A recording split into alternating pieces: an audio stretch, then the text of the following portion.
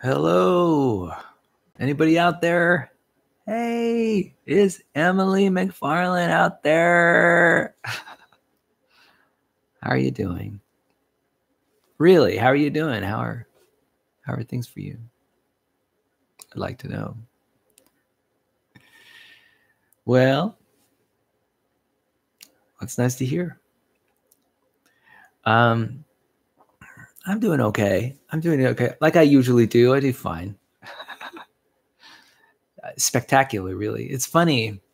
Human life. Oh, by the way, before I start talking about human life, it is the 3rd of September today, 2019. So we are firmly in fall. Yeah. And when is the autumnal equinox? Is it in September? Oh, could it be in October?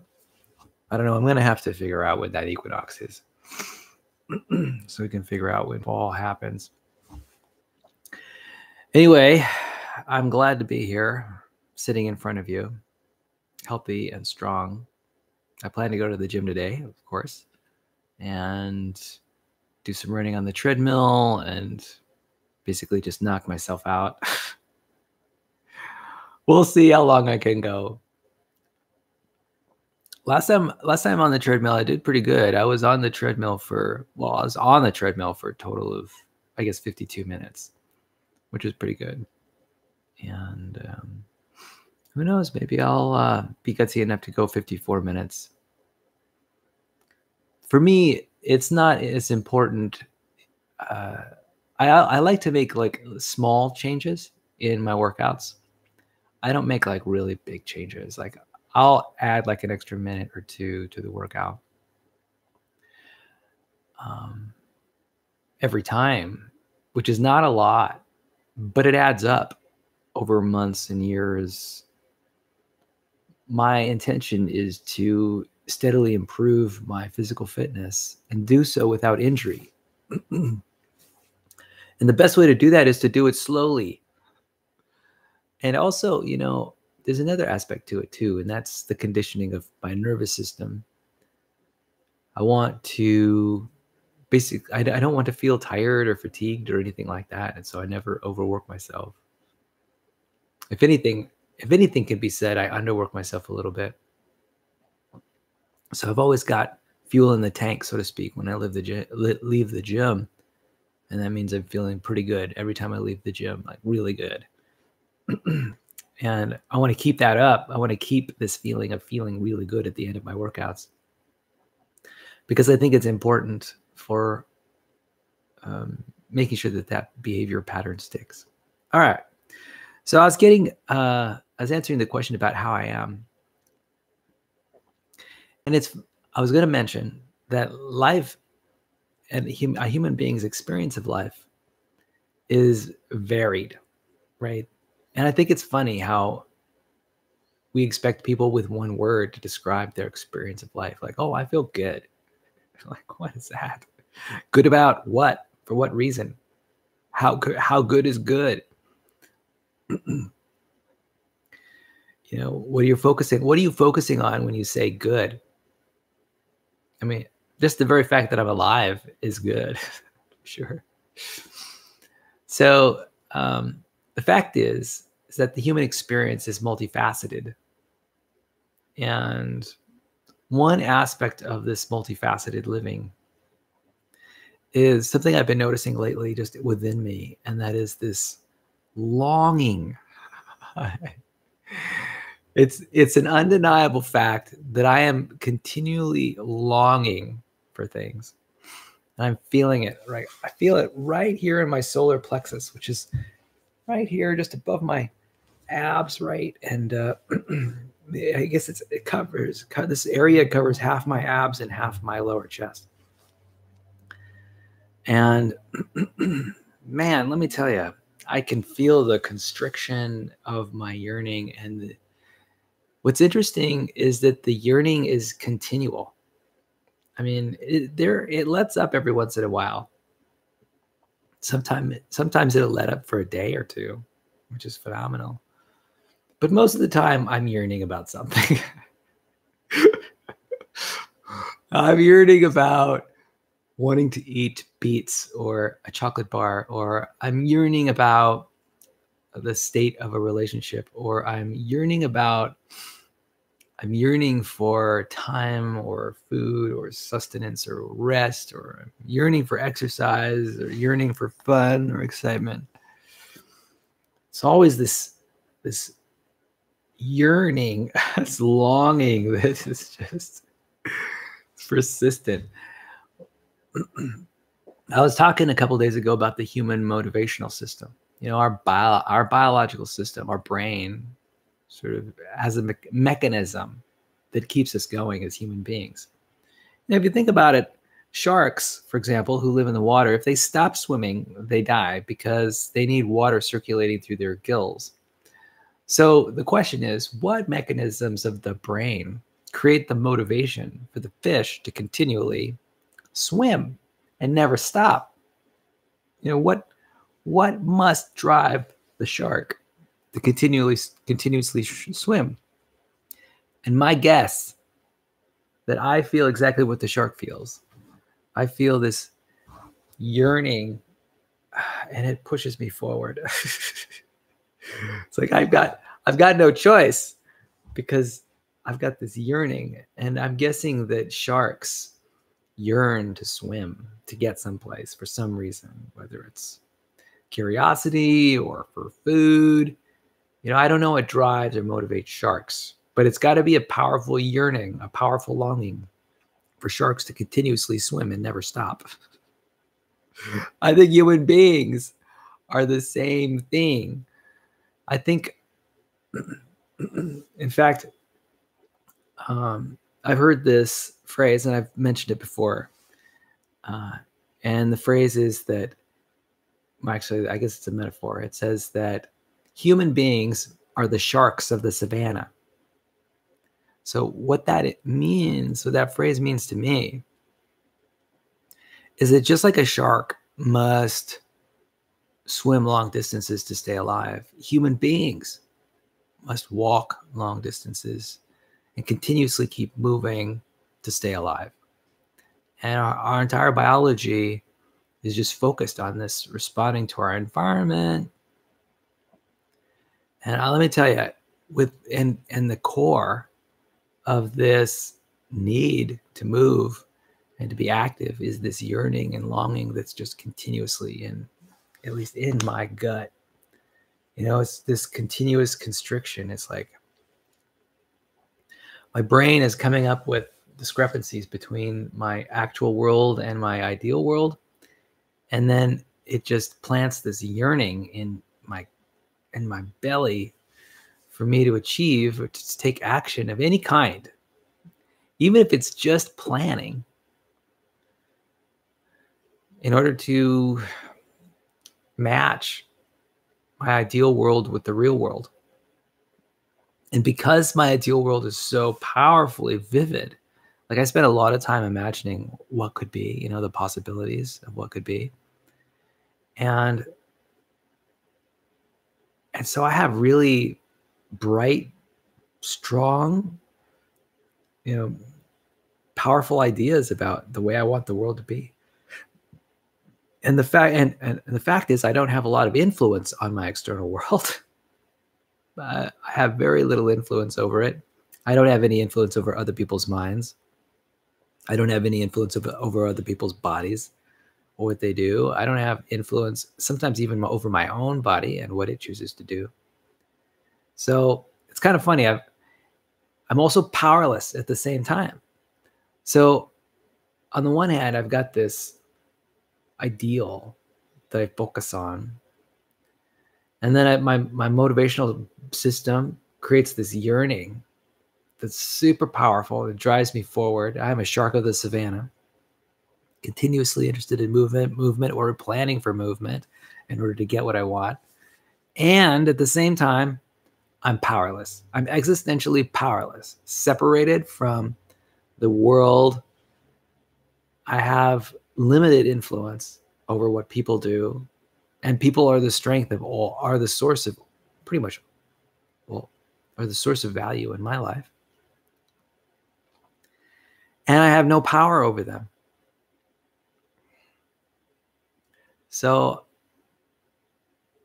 I've got this yearning and longing that I continuously deal with and manage every day.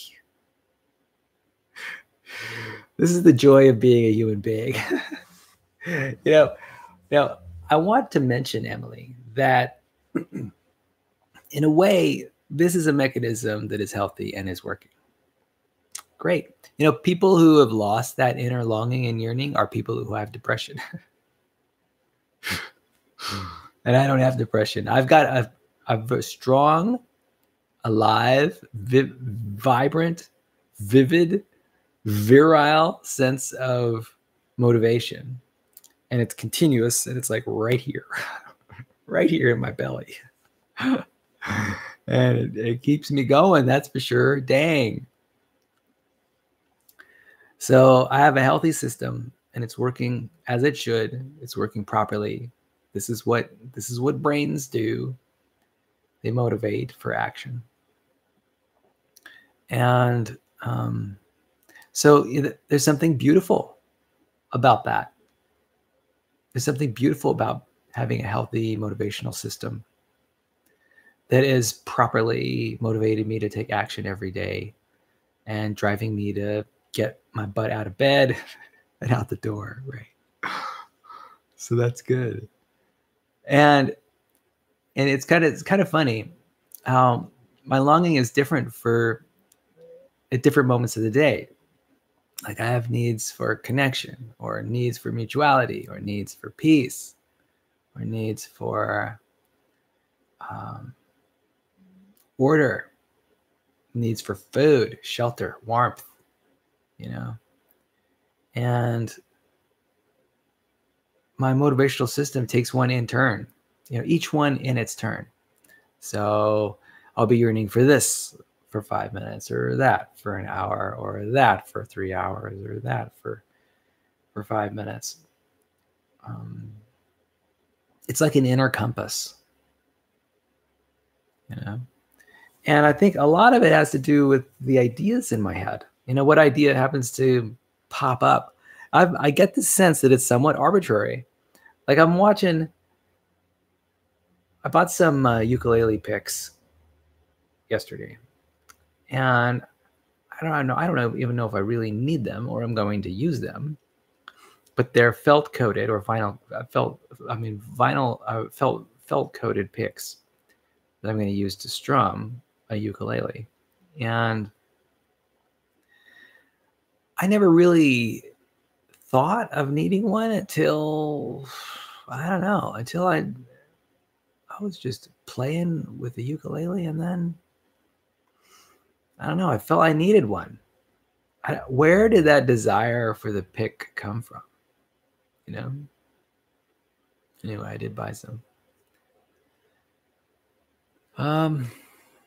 So my point is that it's rather arbitrary. Like, what determines what it is that I want and how badly I want it?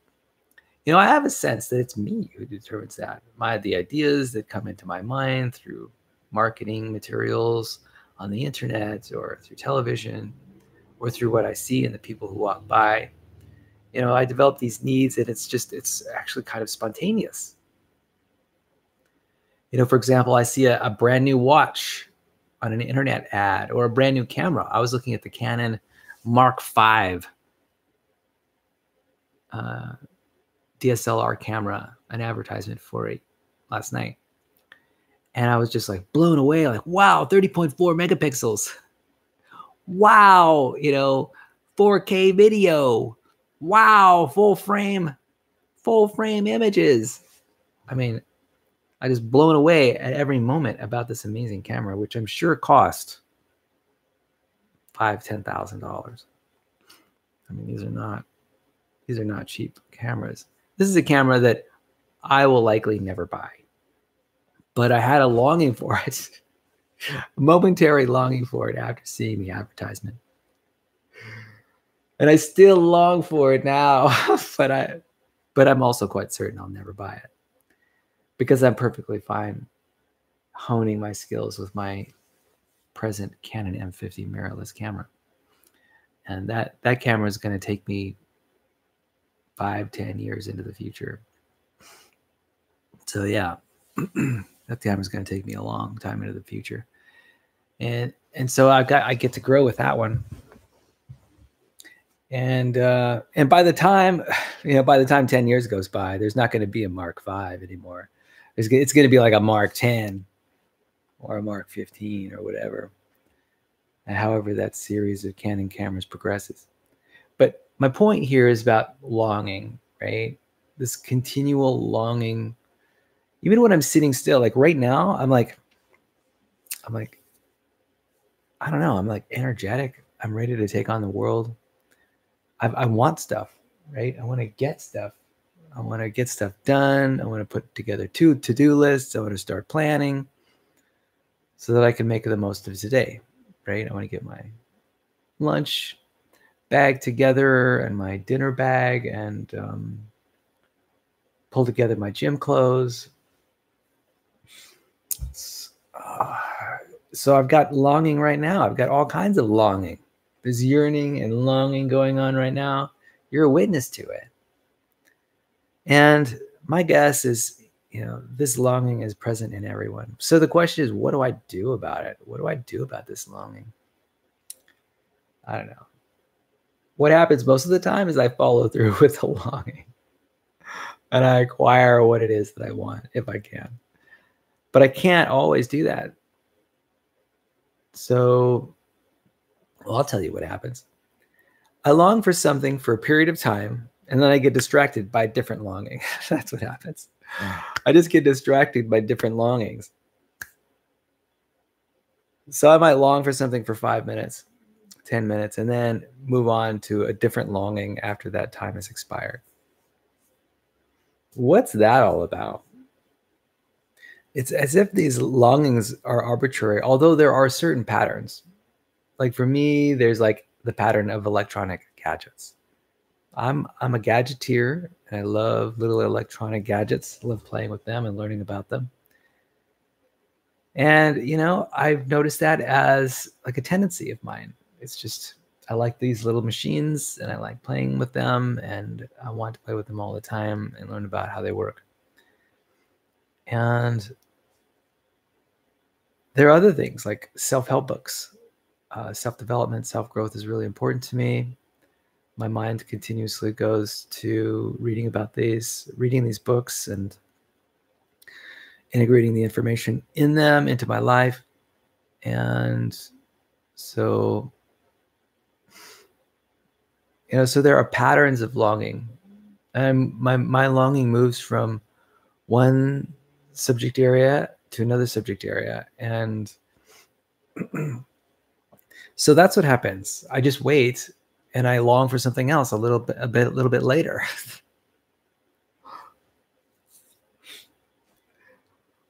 Oh, and sometimes I might make comments to myself about my longing, about how much I long for stuff. Oh man. This being a human being is really rough. Here's the thing about longing. It's inherently an uncomfortable state. It involves, at least for me, it involves like this sense of constriction and tension and untapped energy. It's like a I don't know, I want to say like it's like a vibration. It's like, I don't know, it's an uneasiness, And, I acknowledge that everyone has it. Everyone has it. Everyone's continuously dealing with it too. And the strength of the longing varies. Sometimes I barely sense it, like on a scale from 1 to 10, it's like 1 or a 2, barely sense the longing. But some days it's like up to a 5 or 6 or 7. And I've experienced longing up to an 8 or 9. I've experienced intense longing. So what are we to make of this? I think that I I think that there's some, I would call longing natural emotional pain. So there's this longing, which is our motivational system. And there's like a level, an emotional level of just pure longing, right? I'm longing for, let's say, connection with community, right? I'm longing for it. And that's normal and natural. And I can probably spend time dwelling on that and reap some benefit from it. Asking myself, well, what precisely am I longing for when it comes to community? Maybe I'm longing for excitement or novelty within community. Maybe I'm longing for learning, growth, maybe the order or the support that comes from community, right? So, and I can appreciate that. There's like an appreciation, like, oh, this is knowledge that's valuable to me. I'm longing for community and personal growth and connection and responsiveness from others. I mean, just knowing that I have these unmet needs, that's valuable. And it's sweet in a certain way. It's like, oh, my body, my mind, it's wanting to reach out. How awesome is that? That's fantastic. It's motivated to do these things, to serve my interests. That's great. I could appreciate it. I could appreciate the longing. And and the longing exists almost independent of strategy. So the longing is there and it's continuously there. And so it prompts me, it compels me to come up with a strategy. And it's kind of funny. There's a lot of ways that I could satisfy this longing. I mean, I could satisfy this longing by coming up with a strategy in my external world to get it from, those other people and those minds, their creativity. Or, as I talked about this a couple of days ago, you can, I think it's possible to take this longing and satisfy at least certain parts of it just by doing inner work. Here we go. Here we're going with inner work. So what is inner work? Well, it's a lot of things, really. But what I've been focusing on now in regard to inner work is that sometimes if you dwell on your longing, not obsess over it, but just dwell on it for a little while, and obtain sort of information about what you're longing for, because a lot of the time it's not even clear. And once you're able to do that, then you're able to, I think, moderate the longing. A longing that is well moderated is a conscious longing, right? There's an awareness, there's an understanding, there's an adjustment of the intensity of the longing. Like, oh, I'm longing for connection. And, on a scale from 1 to 10, that's about this important right now to me. And that's really valuable information. I mean, it helps me plan for the future, right? If I know exactly what I want. The more I think about it, the more defined and skilled I become at understanding what my own needs and wants and preferences are. That means I can ask for them explicitly, directly to others. And that's really powerful. So there's something to be said by exploring the longing that's going on in your body, In a way, it is a somatic experience. I'm definitely feeling it in my body, particularly in my chest and belly. So there's a behavioral component to it. There's an intellectual component. It's mostly intellectual, abstract, where there are these ideas that come to mind, and we want them in our reality. But again, that is also just a strategy. There are ways that we can sort of internalize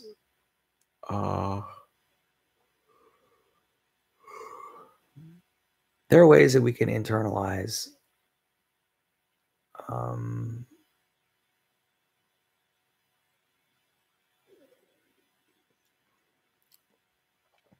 so here's the thing.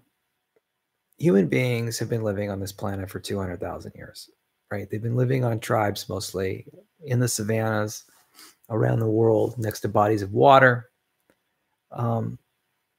And the fact is, here's the fact, and this is the sad fact about being a human being, that many of your longings will go unfulfilled. They just will.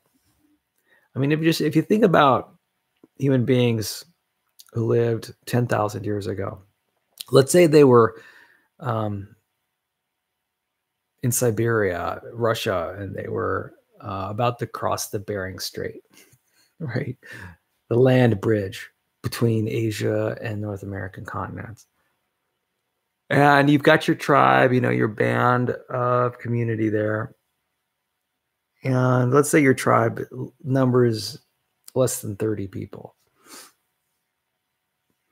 So tell me about, and at the time there's no standardized language, or if there is, it's pretty basic, a very practical language.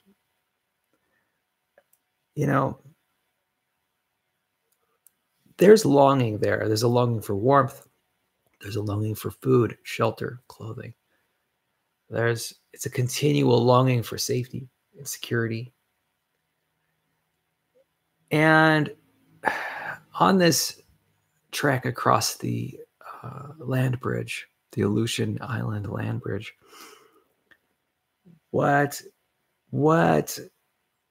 how many would you guess of those needs are actually satisfied? Well, for some, maybe all of them, but I would say for a majority, the needs may not be well satisfied, because you're going to be cold. You're going to be hungry. You're not going to have the connection with your group that you want to. There's going to be disagreements. There's going to be friction. There's going to be argumentation. Maybe someone will die. You're not going to get what you want. In fact, human beings, let me tell you, here's the truth about the world. Human beings basically never get what they want. I know. Now it's kind of funny. That's a really strong expression, that they never get what they want. And I don't really mean that. Human beings are actually really good at getting what we want. And because we're so smart and strategic and we can control our behavior really well.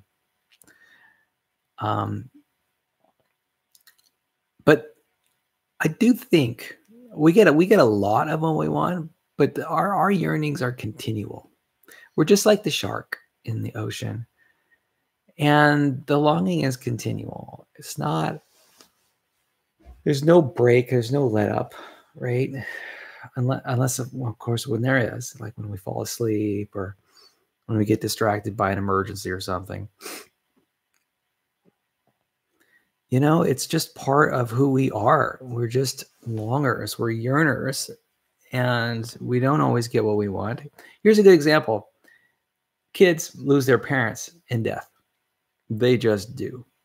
Moms and dads die because of car accidents or disease or ill health or whatever, leaving kids orphaned, right? It just happens, and it happens all the time. So these are kids who have needs, a lot of needs, right? Their parents are dead. Those needs, are these needs ever really going to be satisfied?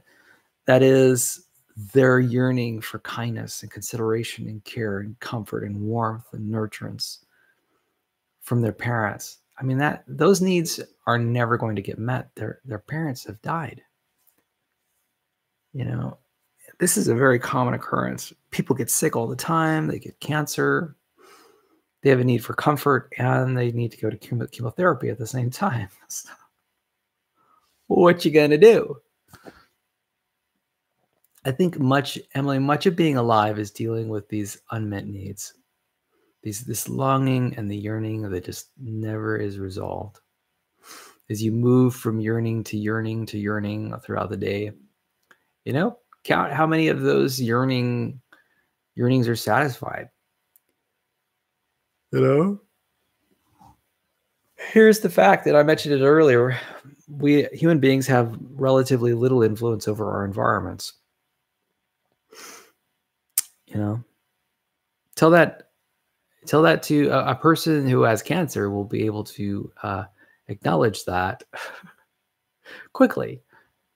They'll say, well, yeah, I didn't choose to have cancer, and this cancer will eventually kill me, and I want to live, and I'm doing the best I can to continue to live, but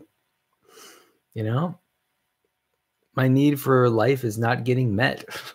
My need for ease and comfort and joy is not getting met right now because I have cancer, and a lot of people have it along with other diseases.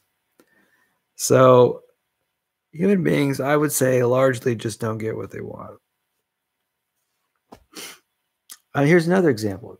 I think universally, everyone would feel strong gratitude for winning a lottery and winning $1 billion.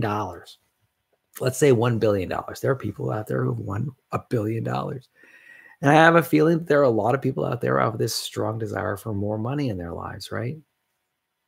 This is natural. Money helps solves problems. And so what's my point here? My point is everyone wants to win $1 million or $1 billion. Did I say billion? I meant million. I'm sorry.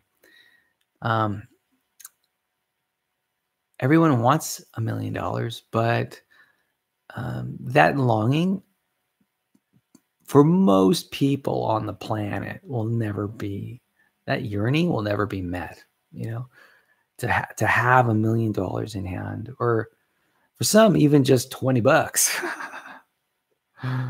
Maybe throughout their lifetime will never get there because they live in an impoverished country or something happens to them, right?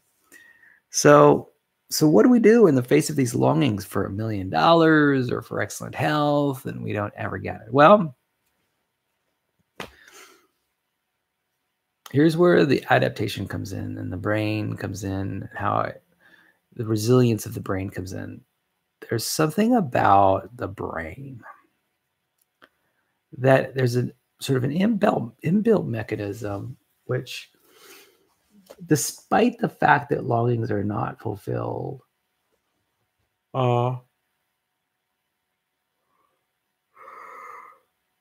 adapts to the loss. Our brain adapts to the loss. There's some people who've lost limbs. Say they or lost them in a wartime or in a car accident. They have a yearning for an arm or a hand, right, that they've lost. Maybe they had nerve surgery, right? And they've lost the use of their hand. And after a loss of a hand like that, I mean, what do you do next? I mean, you yearn for this hand to come alive and be operating for you. Well, the only thing you can do is adapt to the current situation. And through the feelings of sadness and loss, there's a detachment that takes place. A detachment from the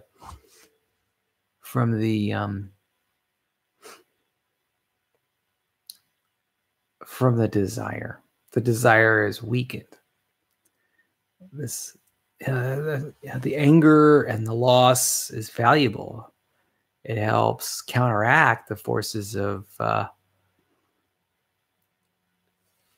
it helps counteract the longing that continuously shows up. And so you long less, you learn less, you yearn less because sadness and anger creep in. In fact, sadness and anger, when they creep in, they can totally dismantle and destroy the longing and the yearning. It's protective mechanism. So it's kind of funny. So there's this, initially there starts out with this longing and yearning. And then when you don't get those values fulfilled, you start feeling sad and angry and the longing goes away. And then you move on to something else to long for. I know.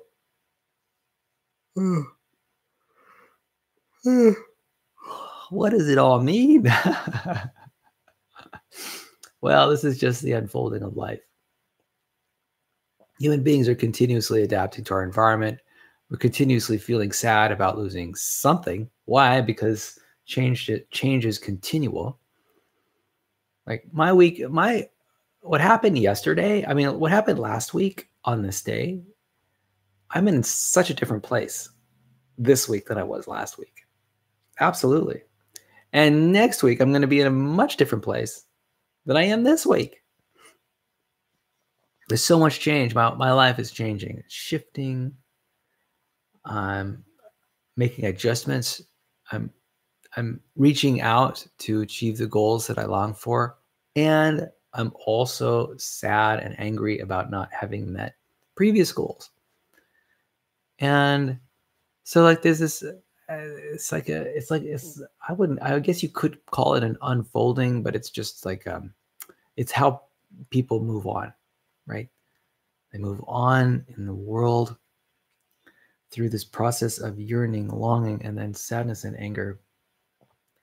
And, hopefully in the midst of all of this, through humor and things that are enjoyable in life, hopefully that process just occurs in the background, right? The longing, the anger, and the sadness just occurs in the background. And in the foreground, there's this, there's appreciating what you've obtained, right? The values that you've gained, the values that you sought for and obtained successfully. So it really is, these components, what's interesting, the human brain is like this giant parallel computer, which means that it's thinking a lot of different thoughts at the same time. So I can be grateful for one or two things that are present in my life.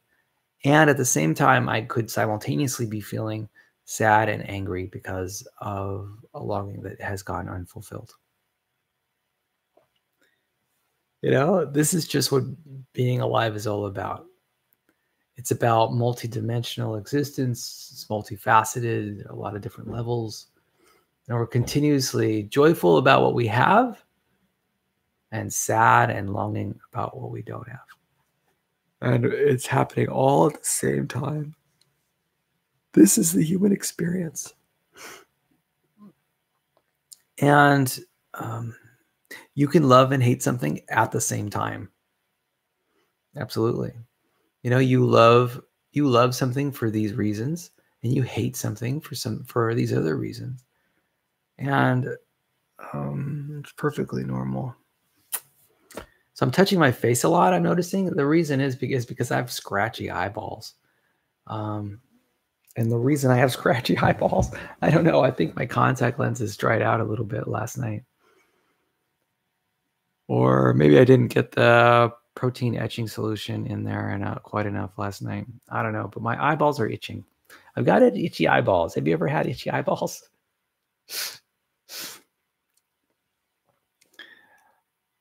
What I need is like an eyeball scratching device, like a little toothpick.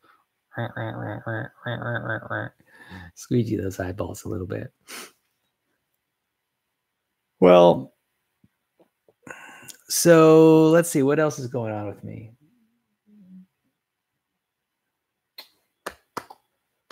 Well, I don't know. Today I get a lens in for my camera. It's a 55 to 200 millimeter zoom lens that I purchased for my Canon M50 mirrorless camera. And I'm excited to receive it. I'll probably get it today, or maybe after work I'll get it. and looking forward to taking photographs. I was thinking about taking some photographs this weekend out at UCSB, out in Goleta on the beach, taking pictures of the surfers. So I think I'm going to do that with my telephoto lens, my telephoto zoom lens. Oh yeah. Let's go take some photographs of surfers. Rock and roll. That sounds like a good time. I could even also take some photographs of the campus out there in Isla Vista. That might be fun. Do some photography. Speaking of photography, I've got a photography class tonight. I'll be completing an assignment tonight using photo paper, which is paper that can be developed like film. And well, I don't know. I don't think I made that statement correctly. But it is paper that can be developed. You put it in a developing fluid. And so that's cool. I've been reading my textbook, my photography textbook, and learning more about photography. So I got class tonight. It's going to be a late night. I probably won't be in.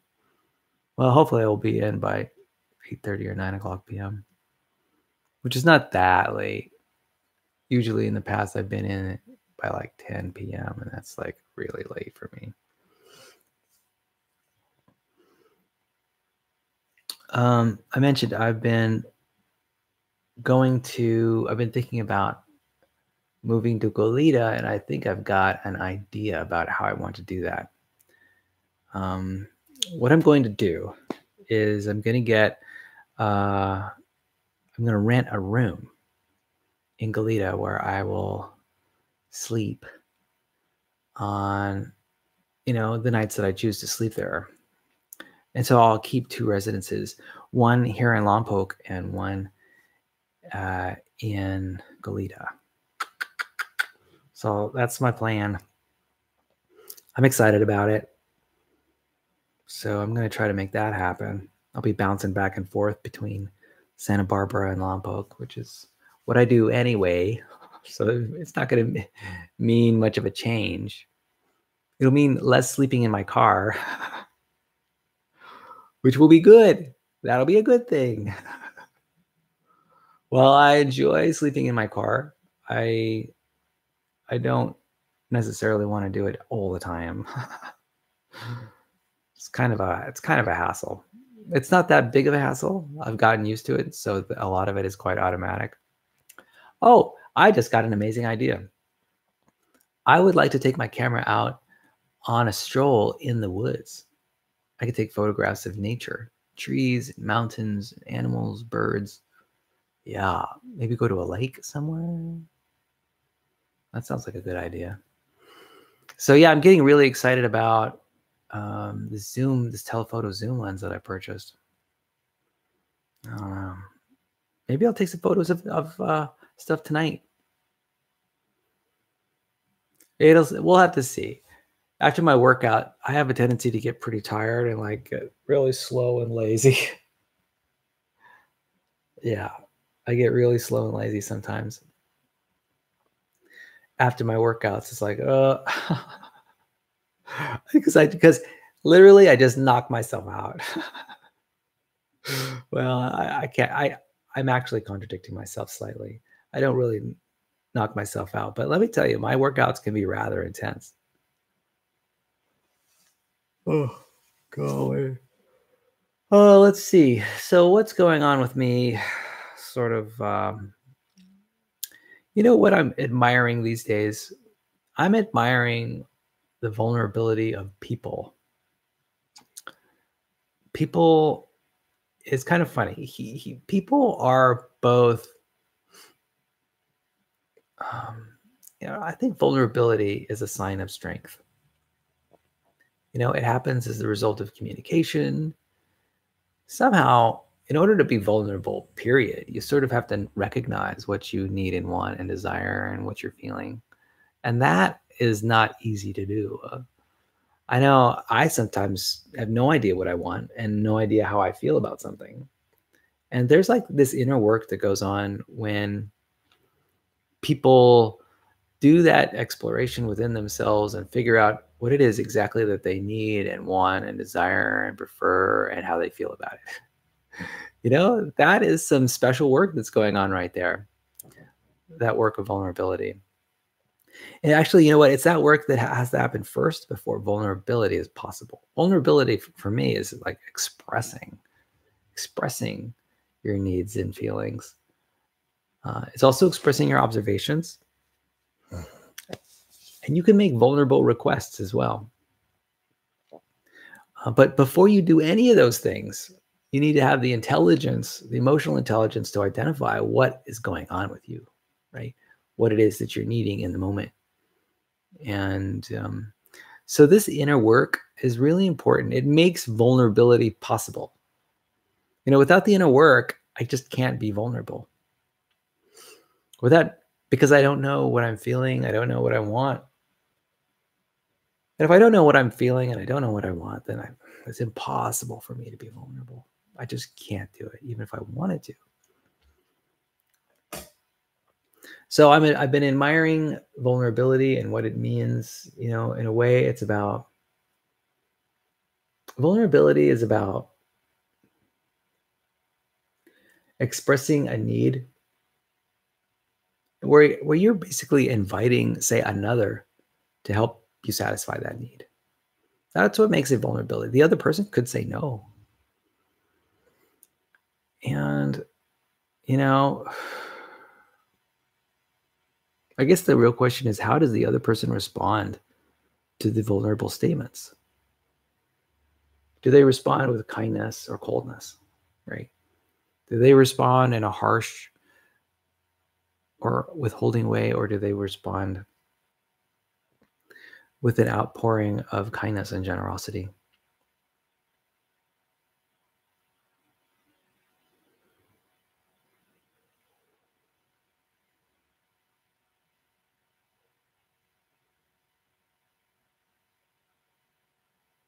Hmm.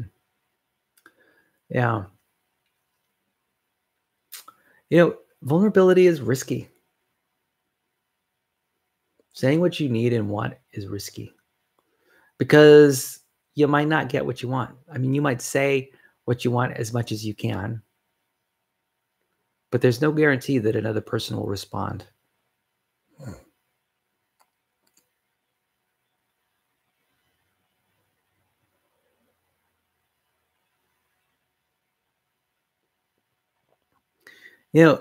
For another person to respond, they have to, in a way, they have to be vulnerable too.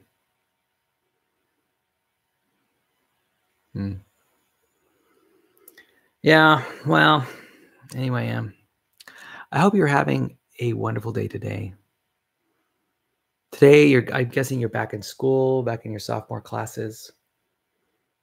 I hope you enjoyed the videos that I sent you a couple days ago. I am going to try to get into the ocean more often these days. I think I want to learn to surf. I think what I want to do is I want to get a really wide surfboard so that I can easily balance on it. And we'll see how it goes. Hopefully I don't injure myself too badly. I'm guessing that if I wear a wetsuit, then and if my surfboard hits other people or other people hit my surfboard, if I hit other people's surfboards or other people's surfboards hit me, if I'm wearing a wetsuit, at least I'll have that cushioning, right? I won't get scratched by a plastic fin or something like that. So I think wearing wetsuit's probably a pretty good idea. Well, anyway, I think I'm going to wrap up this video. I'm just feeling distracted. And I'm excited about today. I think it's going to be an amazing day today. So many things, so many good things going on in my life. And I hope the same is true for you. I want the same to be true for you. I think you are an amazing young woman. And I'm going to do my best to be there for you. all the time.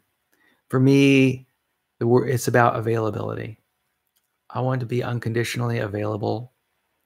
I want you to be able to tap or to press, basically to tap on me and to get my attention at a moment's notice. And we can have the conversations that we need to have, or we can have fun. Let's just have a blast. How about let's just be joyful together? I'm totally into that. Let's just do it. Let's just enjoy the pleasure of each other's company and enjoy doing stuff together. I think that's something I would like to have as a part of my life. And I'm hopeful that, Emily, that one of these days that you decide that that's important to you too, and sort of override some of the past conditioning that has happened.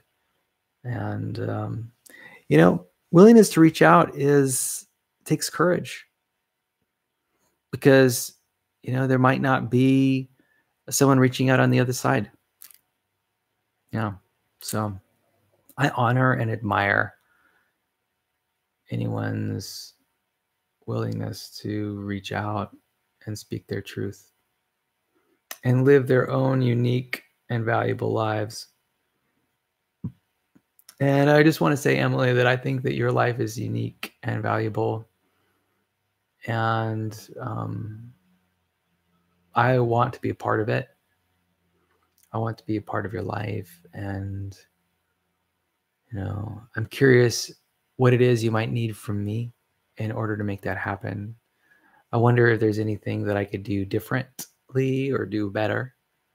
I wonder if there's anything that I can offer that you would be willing to accept. And so with those musings and with those comments, I'm going to say goodbye. Bye-bye, my beloved Emily. I hope you have a wonderful day today. I want you to know that I love you. I cherish you, that you're important to me, and that I'm working every day to make myself available to you. And I am 100% committed to our relationship together. And I'm dedicated to our continued growth and development. And I don't know. That's what I want to say. And that I do my inner work every day to satisfy my longings and yearnings for everything that I need. And I hope that will help, that doing that inner work will help me grow and be a better father to you, and help me enable you to stand on your feet and be the woman that I know you can be. All right. I love you very much.